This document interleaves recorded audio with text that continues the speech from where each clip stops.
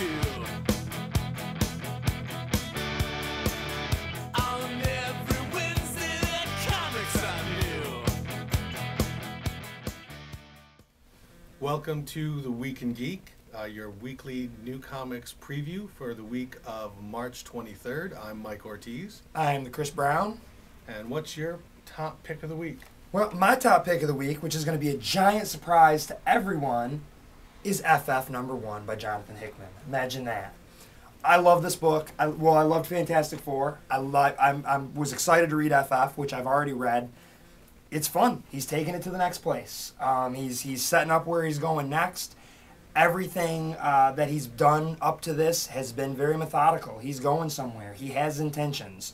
And it's all starting to pile up. Or the cream's rising to the top here in FF #1. Can't say enough good things about it. Steve Epting's art looks great. Again, Ben Grimm is breaking my heart.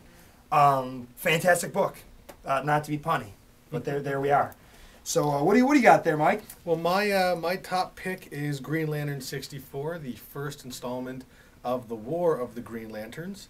I'm a huge Green Lantern fan. I've been kind of disappointed with the book for quite a while. It seems like it's been one of those books that the prelude to the big event feels a little filler. It feels like they're kind of treading water. That happened before Blackest Night. It kind of happened before Sinestro Corps. I definitely felt like it's been treading water for a while waiting for the event. Well, here's the event. And so far, once they've actually treaded that water and got to the event, it's usually been pretty satisfying. I hope the same is true of this. It's the regular creative team of Jeff Johns and Doug Mankey, both of whom have done fantastic stuff in the past. We're jumping in. I don't know why the Lanterns are fighting. I don't know who's going to win, but I'm in for the ride. It was fun. All right, what else you got? All right. What else I have here? I've got Captain America 615.1. I've been enjoying this book. I think Brubaker is a great writer. I like Captain America. I didn't realize how much I was a fan until I started reading his run. And he's doing a great job. And, we just got through the trial of Bucky, so let's see where they're going now. There's a little starting on point so that all the fans can get ready for the movie. I've also got in here one that I'm reading because I'm a giant Spider-Man nerd. I'm reading Osborn. I'm curious to see what's going to happen to old Norman while he's in this prison here, and obviously he's up to no good. And it's been a fun story so far. Not mind-blowing, but I'm liking it. then I've got Daredevil Reborn. As much as I love Daredevil, I kind of wish they wouldn't born him again. I've had enough at this point. Daredevil Rekilled is what we need. The artwork is terrible. Andy Diggle managed to completely screw up a fantastic book to the point where they've now just made an announcement of a new creative team coming on Daredevil. Well, of course you have, because the last creative team stunk. They stunk up the joint to the point where you now have to reboot a book that was solid for 10 straight years. It's too bad. I'm reading it anyway, because I'm dumb like that. That's what I do. I just keep reading when I can't save me from myself. Then I have Power Man and Iron Fist. I don't know that I like the new Power Man. Mostly just because I'm a curmudgeon and I like what I like, and if we're going to have a new character, why do we got to call him Power Man? True. But had an interesting conversation this weekend with someone at C2E2 who was saying that they like the fact that DC, Mr. Terrific, they didn't just find a way to reboot him. There's a new Mr. Terrific. DC kind of just evolves their characters where Marvel doesn't do that as often, and now Marvel's done that, and I took that person's point, and okay, fair enough. Worth a shot. I'm going to give it a try. Then I've actually really been enjoying this new X-Men book. At first I really only, was into it because I was going to try out the vampire thing. They made Jubilee a vampire. Not bad. I'll check it out. And then, here we've, now they're into the next story arc and I'm still reading. And I'm just going to lump in with that the Wolverine and Jubilee, number 3 here, which is the Curse of the Mutants Aftermath. It's Wolverine dealing with Jubilee as a vampire, and that's fun. I like it. Having a good time with it. Now, we get to the stuff I'm really excited about. Well, at least one of the ones I'm really excited about. And this is, I guess, my creator-owned part of the show. I think we talked. You don't have any creator-owned books this week. No, well, you're covering the only I'm going to cover it. Oh, fair. Oh, touche. Invincible. We're wrapping up the Viltrumite War, and this book is paced really well this week. It's showing how everyone's dealing with things that have come before, and much like Kirkman does, he throws some whammies on you, and you got a few where you're just like, wait, well, what does that mean? And then they go to the next few pages to set up another. Well, what does that mean? Really, really fun. Really liked it. I'm a little unsatisfied only because I want more. Not where I'm unsatisfied with Daredevil because I want to punch Andy Diggle in the There you mouth. want less. Yeah, I want less. I do want much less. Invincible, I want a lot more because it's that good. Haunt, I'm enjoying it. It's Ultimate Spawn. It's a spy who has some kind of... It's a spy who's a crappy priest who's sleeping with hookers, and he's got this superpower. And who doesn't love that? It's fun. I like the Haunt book. Kirkman and McFarlane. Yep. Kirkman and McFarlane with Capullo doing the artwork. I'm actually a little surprised that you read that book. I didn't. It's totally not in my did wheelhouse not at all. think you would pick up anything with the McFarlane name on it. But, I ignore that one. There's Kirkman and Capullo are the two at the top, and then I go, oh, Glapian. Kirkman, Capullo, and a blank space and Glapian. and, How about that? Bob McFarlane. His less evil twin. Yes. He wears a goatee. Yeah. Imagine that. Mm-hmm. So that is what I'm looking at. Basketballs. Basketballs from records that don't matter. Yeah. So that is what I'm looking at this week. What do you got there? What kind of fun do you got in your stack? Well, I've also got Green Lantern Corps number 58, the second part of the War of the Green Lanterns. I've already kind of covered that, what I thought with the first part of this. Certainly not as big a fan of this book as I used to be, but it's still kind of holding on there. I still think this, out of the 3 Green Lantern books, is the one that's going to get canceled first. We'll see, but I'm still reading it. Fans of Kyle are going to like that book, though, because it puts Kyle back where he should be, sort of. Well, I mean, and mentioning how important he should be. I'm a big Kyle Rayner fan. He's my favorite Lantern. Then you're going to like that. The next up is Batman Incorporated. It just seemed like an issue of this came out 2 episodes ago. Yeah. This is issue number 4. But that one I think was late. Yeah, a little bit. This one's by Grant Morrison and Chris Burnham. I really love Burnham's stuff. I'm glad that he's finally getting a crack at a big-time book like this. I think this is really going to make a big career for him. Plus, it's a little bit different art-wise. It reminds me a little bit more of Quietly stuff. I loved Yannick Paquette's artwork on the first 3 issues, but they're very traditional, solid superhero stuff. Whereas now, this looks a little weird, so I'm hoping that it reads a little weird. Because it's Grant Morrison. I was going to say it's not read weird. Yes, so of course it's going to read a little weird. And we've got the second issue of Batman the Dark Knight, written and drawn by David Finch. This is the book I thought I wouldn't like. Okay. But the first issue was pretty solid. This is your very traditional Batman Bruce Wayne story.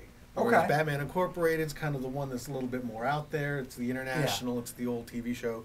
This one's kind of a little bit more the Batman that we've been getting for quite some time. All right. I thought the first issue was actually pretty solid. David Finch is a decent writer. But this one was also ridiculously late because he's a very slow artist. It's a great cover. Also getting Hellblazer, I can't find the numbers on Vertigo books anymore. Oh, whatever this one is. 277. 277. Okay, right there. The longest running Vertigo book, 277 issues. It's been around for 20 years, and it's still Nice. good. This is probably the book that's had the most consistent quality of any book on the stand. Show me another book. Out of 277 issues, probably a good 250 are at least good or better. All right. I've also got Thor, number 620.1. This is supposed to be the jumping on point. Okay. Although there's going to be a number 1 in just a couple of months. Right. So is that setting up Journey if into you- Mystery? Or? If you miss jumping on here, you can jump on there, I'm sure. I've loved what Matt Fraction has been doing, and I'm sure I will love this just as much. The artwork is not by Pascal Ferry. It's by Mark Brooks. It looks good, though. Yeah, he's a pretty solid artist. So it's a slightly different take, a little bit of a different direction in the art. But if you've been curious about Thor and you don't want to wait for the new number 1, you can pick this up and then stop getting the book when the new number 1 comes out, because that'll be all about Loki. Yeah, the Journey into Mystery. Yep, yeah. Next up is Uncanny X-Force number 6. This is basically X-Force as Deathlock. Oh. Or Deathlocks. But like I've said before, I've really been enjoying this book. Again, I'm surprised Would it be X-Locks? that X-Locks. That doesn't sound good. No, it doesn't. That's a little too close. Artwork is by Zod Ribic. I don't know how to pronounce that. I hope I'm pronouncing it properly. Again, We're white guys. We're Rick- probably butchering the whole thing. That's all right. I'm not entirely white. Oh, touche. I got a little color in here somewhere. And Rick Remender's writing it. A really solid book. I'm still surprised I'm reading a book called X-Force, but as long as Remender's writing it, I think I'll be in for the long haul. And that book just came out 2 weeks ago, the 5.1. 5.1. So you missed your jumping on point. Yes. You have to go back. So I jumped to on 5.1 or 1. Yes. Yeah, it is actually strange. This is the second part of the storyline. So there was part 1, and then a jumping on part, and then part 2. All Doesn't right. make a lot of sense, but doesn't matter to me. I'm already reading it. Death of Spider-Man in Ultimate Spider-Man. As I've mentioned before, I've been pretty excited about this book and curious as to where this story is going to go. I'm hoping Bendis is not just going to kill him and fake his death or just do what always happens. I hope either this is the death of the Ultimate Universe, and while I would miss it, I would appreciate the ballsiness of killing something and leaving it dead. Yes. And if not, then I hope it's just something kind of strange that we're not expecting, and that the death is not the death that we traditionally think of. And lastly, Clive Barker's Hellraiser #1 from Boom Studios. While I'm not a big Hellraiser fan, at least as far as the movies, I tried the Marvel comic or the Epic Comics one from years ago, and that was pretty solid. It was an anthology. I picked this one up mostly just, it's a #1. I like Leonardo Manco, the artist, a lot. I don't read a lot of horror comics, so I figured I'll give it a try. I'm betting that this will be the last issue that I get, just because that tends to be what happens with a lot of these books where I just kind of iffy, and I'll give it a shot, especially with a franchise I'm not that interested in. But, I figured, what the hell? No pun intended. You raise a little hell there, eh, Ortiz? So what else is coming out this week that Well, another book that I would like to good. mention is The Sixth Gun from Oni Press. It's issue 10, I believe. And I'm hearing nothing but good things about this book. I actually had C2E2 was this past weekend. We were both there. And Ryan Brown, who does God Hates Astronauts. This is a book that Chris Smith has mentioned on the Creator-Owned blog, which you should definitely check out. Ryan Brown, who does God Hates Astronauts, looked right at me, and we were talking all this about Creator-Owned and the importance of these things. And he says, why aren't you reading The Sixth Gun? It's probably one of the best things out there. And I was like, oh, well, I guess I need to check that out. So I'd like to point that at people's attention. I'm hearing lots of people saying good things. What else do we got there?